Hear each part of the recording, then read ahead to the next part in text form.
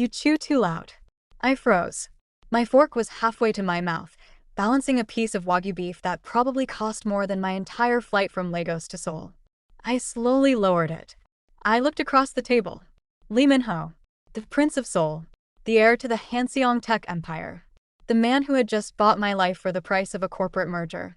He wasn't even looking at me. He was scrolling through his iPad, the blue light reflecting off those annoyingly perfect rimless glasses. He hadn't said a word to me for 45 minutes. Not hello. Not nice to meet you. Not thanks for flying across the world to save my family's legacy. Just, you chew too loud. Excuse me? I asked. My voice was calm, but under the table, my fist was clenched so tight my nails were digging into my palm. You're chewing, he repeated, still staring at a spreadsheet. It's distracting. I'm trying to read the Q3 semiconductor yield reports. I felt the heat rush up my neck. I am Zara Adebayo. I run a logistics fleet in Nigeria. I have stared down oil pirates, union leaders, and corrupt port officials without blinking. And this boy in a three-piece suit thinks he can bully me? And your breathing is distracting me, I shot back. It sounds like entitlement. Can you stop doing that? Minho's thumb stopped hovering over the screen. Finally, he lifted his head. His eyes were cold. Dead cold. Like staring into a freezer. You have a sharp tongue, he said flatly. My grandfather warned me you were spirited. I think he mistook spirited for ill-mannered. And I think he mistook grandson for robot, I replied, leaning forward on the expensive tablecloth. Listen to me, Min-ho. I didn't come here to be critiqued on my table manners. I'm here to sign a deal. So where's the paper? Let's get this over with before I lose my appetite completely. He stared at me for a long, uncomfortable second, analyzing me like I was a glitch in his code. Then, he reached into his jacket pocket, pulled out a black leather folder, and slid it across the table. It stopped inches from my hand. Read it, he commanded. Sign it. And then do me the favor of not speaking for the rest of the meal. I opened the folder. I expected a marriage certificate. Maybe a prenup. What I got was a rulebook for a prison sentence. Clause 1. Complete separation of assets. Clause 2. Separate bedrooms. Clause 3. No public interaction unless scheduled by the PR team. I laughed. A dry, humorless laugh. Romantic. Did your lawyers write this? Or did you Google how to be a jerk? Keep reading, he said. I flipped the page. And then I stopped. Clause 5. The wife shall not engage the husband in conversation before 8 a.m. or after 10 p.m. I looked up at him. Are you serious? You put a talking curfew in a legal contract? Who do you think you are? I am the man saving your father's company, he said, his voice dropping. It was quiet, but it hit harder than a scream. Your logistics firm is insolvent, Zara. You are bleeding cash. Without Hanseong's capital, your ship stopped moving on Monday. You aren't a partner. You are a charity case. That hit me. Right in the chest. It was true. We were drowning. But hearing him say it with that smug, arrogant look, it broke something inside me. I stood up. My chair scraped loudly against the floor, shattering the silence of the restaurant.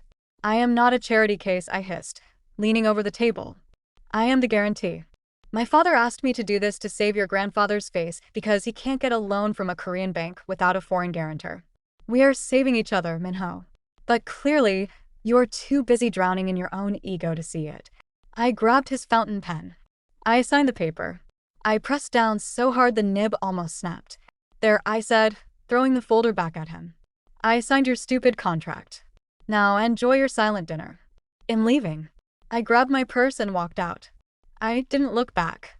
I just wanted to get away from him before I started crying or throwing plates. Okay, pause. Be honest. If a guy handed you a contract that said you couldn't talk before 8 a.m., what would you do? Throw water in his face? Walk out? Let me know in the comments because I am this close to losing it. Make sure you subscribe so you don't miss what happens when I actually have to live with him. Okay, back to the mess. I stormed out of Alakla and onto the street. And of course, because the universe loves a joke, it started raining. Not a drizzle.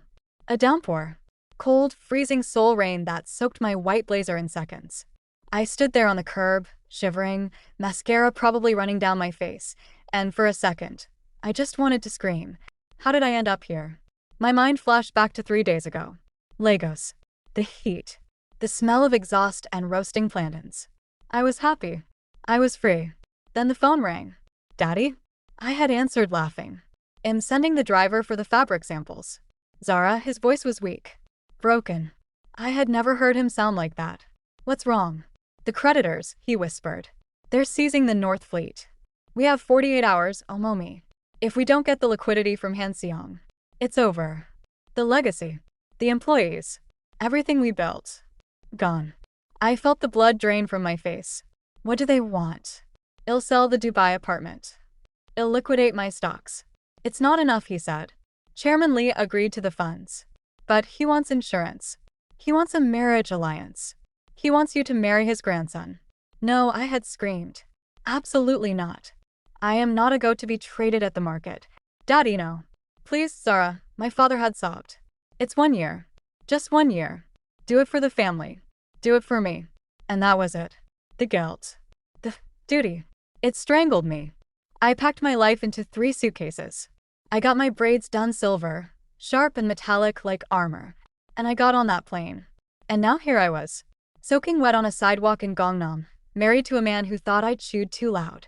A black Maybach pulled up to the curb. The back window rolled down. It wasn't Minho. It was the driver. Madam, he said, looking terrified. Please, get in. Mr. Lee is waiting. I got in. I didn't have a choice. Unless I wanted to walk 10 miles in heels. Minho was sitting on the other side of the back seat. He was dry. He was perfect. He was typing on his iPad like nothing had happened. He didn't look at me. He didn't offer me a towel. He didn't ask if I was okay. The car started moving. The silence in that leather interior was suffocating. It was heavy, like gravity. I squeezed the water out of the ends of my braids, letting it drip onto the expensive floor mat. I hoped it would stain. You're dripping, he said, still typing. Water tends to be wet, Minho, I snapped. Maybe if your manners were as expensive as your suit, you would have offered me an umbrella.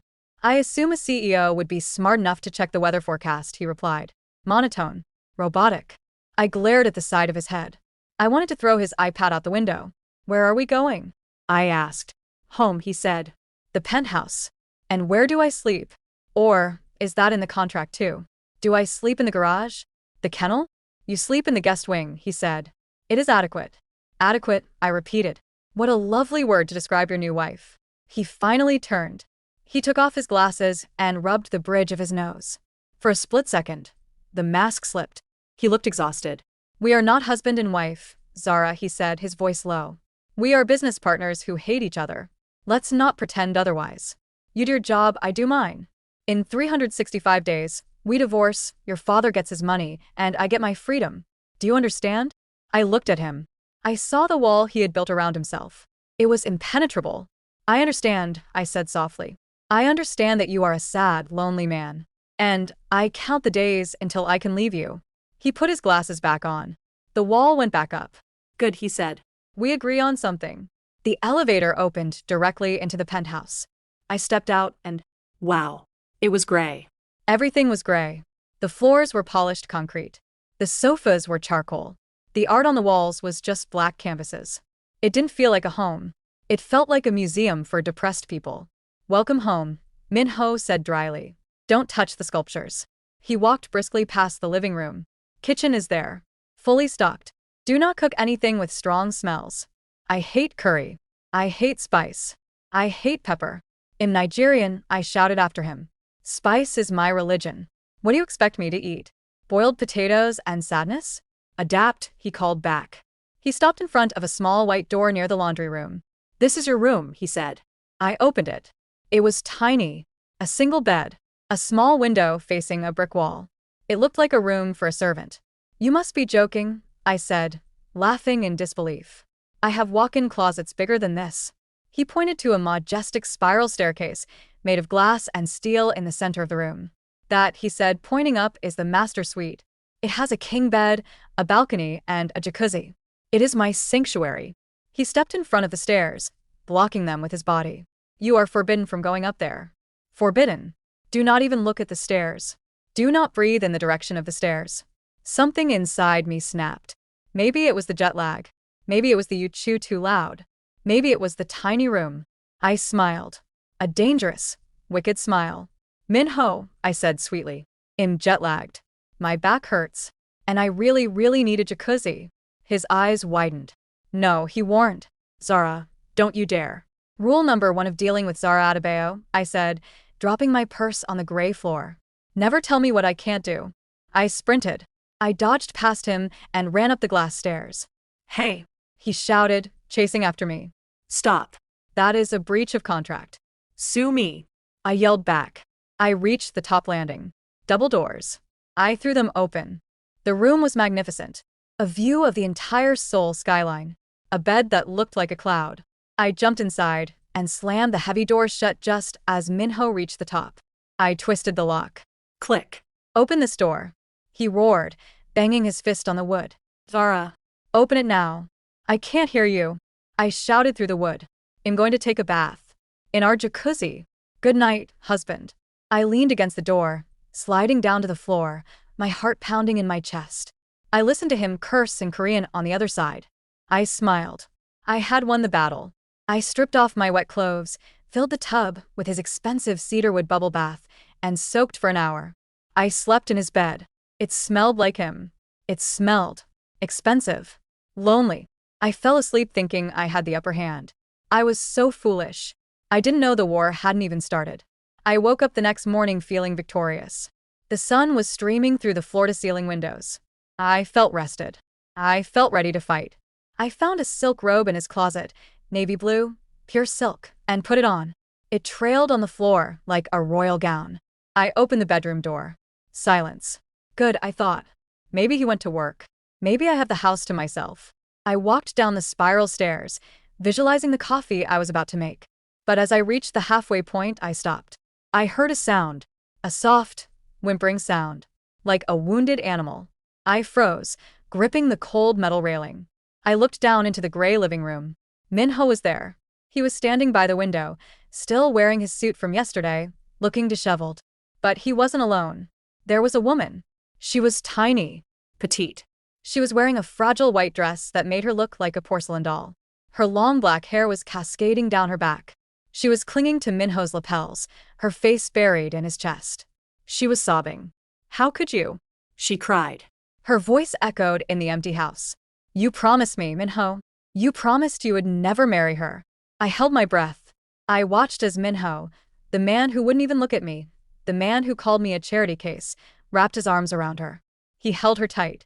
He stroked her hair with a tenderness that made my stomach turn. Yuna, please, he whispered. His voice was broken. Don't cry. You know I love you. This is just temporary. She means nothing to me. She means nothing to me. The words hung in the air. I felt a cold rage settle in my chest. It replaced the fear. It replaced the confusion. So, I wasn't just a business partner. I was the obstacle. I was the villain in their tragic romance. I took a step down. My heel clicked loudly on the glass step. Clack. They jumped apart. Minho spun around, his face pale. The woman, Yuna, turned to look at me. She had tears on her face, but her eyes were filled with pure, unadulterated venom. Zara, Minho stammered, stepping in front of her. I can explain. I walked down the rest of the stairs, slowly, like a queen descending to execute a traitor. I stopped at the bottom. I looked at Minho. Then I looked at the crying girl. Explain? I asked, my voice calm, deadly calm. Explain what, Minho? That you're a liar? Or that you brought your mistress into my house on the first day of our marriage? Yuna stepped out from behind him. She wiped her tears. She didn't look fragile anymore. I'm not his mistress, she spat. I'm his soulmate. You're just the bank transfer. She looked me up and down with disgust. You think because you signed a paper, you own him? You are a mistake. A temporary inconvenience. I looked at Minho. He didn't defend me. He looked down at the floor. I looked back at Yuna. I smiled. It was the smile of a woman who was about to burn the world down. A mistake? I repeated softly. I stepped closer to her. Honey, look at me. I am Zara Adebayo. I am not a mistake. I am the contract. I own this building. I own the company that pays for that cheap dress you're wearing. And legally, I own him. I pointed to the front door. No. Get out of my house before I call security and have you thrown out like the trash you are. Yuna gasped. Minho looked up shocked. I stood my ground. The war had officially begun. Did I go too far? Or did she deserve it? Tell me in the comments if you would have kicked her out or thrown water on her first. And you do not want to miss episode 2, because Yuna is about to make my life a living hell. Subscribe and turn on notifications right now. See you in the next episode.